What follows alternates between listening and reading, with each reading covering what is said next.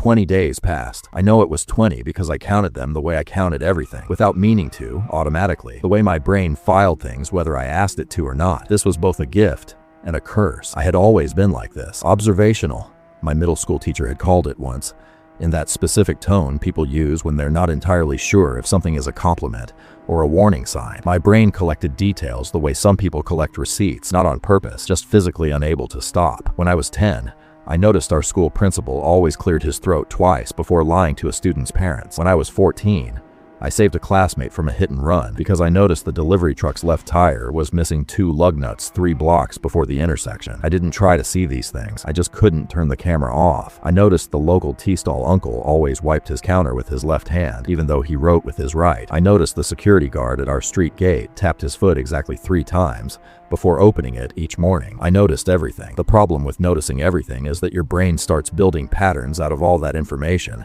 without asking your permission. And once a pattern exists, any break in it feels like a silent alarm going off somewhere in the back of your skull. And on the 21st day, the alarm didn't just go off, it screamed.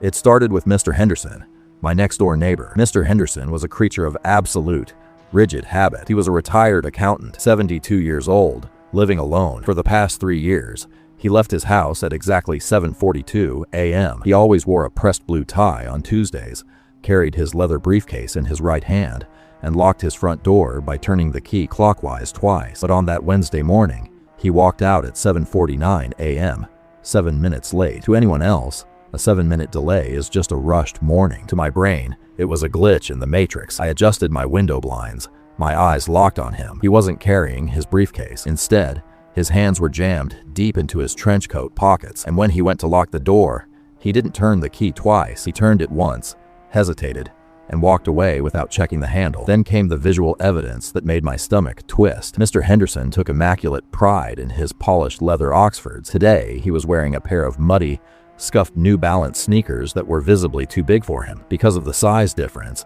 he was dragging his left heel by a fraction of an inch. Drag, click, drag, click. He walked past my window. I expected him to look up and wave, like he did every morning. He didn't, but as he passed under the street lamp, I noticed something else. The real Mr. Henderson had a small, distinct mole just below his left ear. This man's neck was completely smooth. My heart hammered against my ribs. Why was I sweating? It was just a neighbor, but my brain was already processing the data, and the conclusion it was reaching made my blood run cold. That was not Mr. Henderson.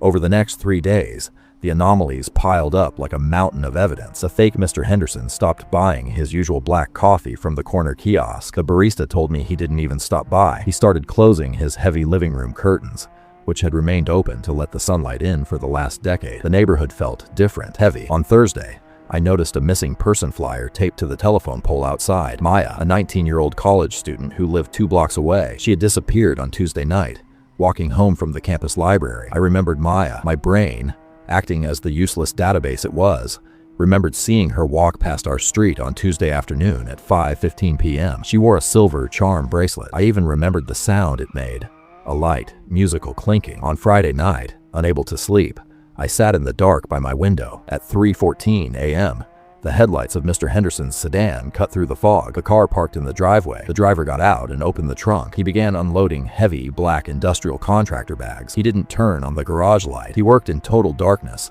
relying on the weak moonlight. He lifted the final bag, dragging it across the gravel. As he did, the moon caught a glint of metal stuck to the bottom of the plastic. It was a small, silver charm, a charm shaped like a crescent moon. The puzzle pieces in my head slammed together with sickening force. The fake sneakers, the missing mole, the sudden change in habits, the heavy bags in the dead of night. Whoever was living in that house had taken Mr. Henderson's life, and Maya had been in the wrong place at the wrong time. On Saturday afternoon, I saw the imposter leave the house. He left on foot, walking toward the grocery store. My brain calculated his walking speed based on his dragged heel. He would be gone for exactly 24 minutes. My hands shook, but I couldn't stop myself. I crossed the lawn, reached Mr. Henderson's back door, and slipped inside through the window he had left unlocked. Yet another broken pattern. The house smelled wrong. It didn't smell like the old pipes and lavender soap Mr. Henderson used. It smelled like damp earth, copper, and bleach. I walked into the kitchen. On the counter sat Mr. Henderson's wallet, his keys, and his cell phone. If he had gone to the grocery store, Why did he leave his wallet? I picked up the phone. It was dead, but there was dried brown fluid encrusted around the charging port. Blood. I moved toward the basement door. The door was locked from the outside with a heavy brass padlock that wasn't there last week. I pressed my ear against the wood. At first, there was nothing but the hum of the old refrigerator, but then I heard it, a faint, rhythmic scraping sound from deep below. Scratch, scratch, scratch. Before I could process it, the floorboards above me creaked. The front door handle was turning. He was back. He hadn't gone to the store. He had turned around. My 24-minute calculation was completely ruined because I hadn't factored in one thing. He forgot the wallet.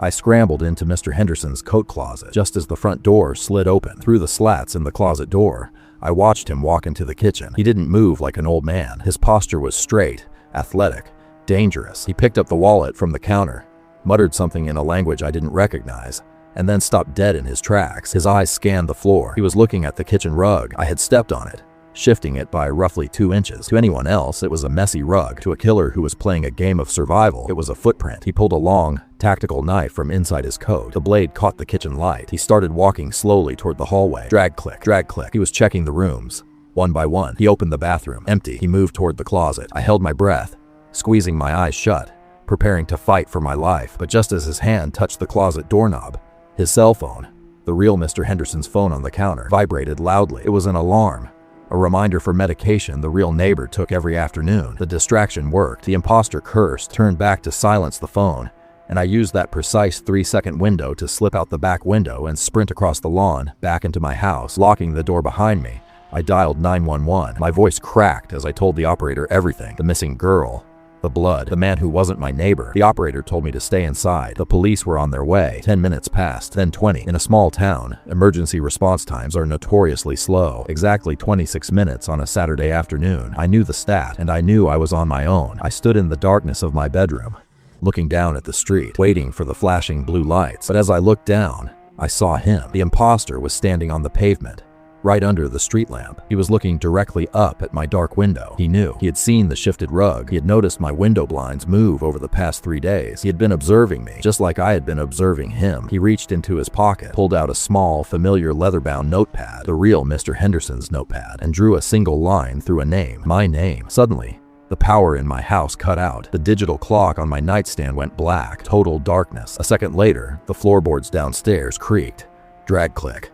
He hadn't just crossed the street. He had cut the power lines from the back and entered through my basement window. My brain, stuck in overdrive, instantly calculated the distance from the basement stairs to my bedroom door. Exactly 34 steps. I heard the first step. Drag click. 4, 5, 6. I didn't run for the door. Running makes noise. Instead, I hid in the one place my hyper-observant mind knew he wouldn't check. The hollow panel beneath the old hallway floorboards, a loose plank I had discovered years ago that aligned perfectly with the shadow of the staircase. I slipped inside the narrow space, pulling the wood over my head. Just as the heavy footsteps reached the top of the stairs, through the tiny crack in the wood, I saw the muddy New Balance sneakers stop right outside my hiding spot. He stood there for what felt like an eternity, breathing heavily, holding the blade. My lungs burned. My heart felt like it was going to burst through my ribs. I closed my eyes and prayed that my brain had finally calculated something perfectly, because if I miscalculated the depth of the shadow by even an inch, I was next.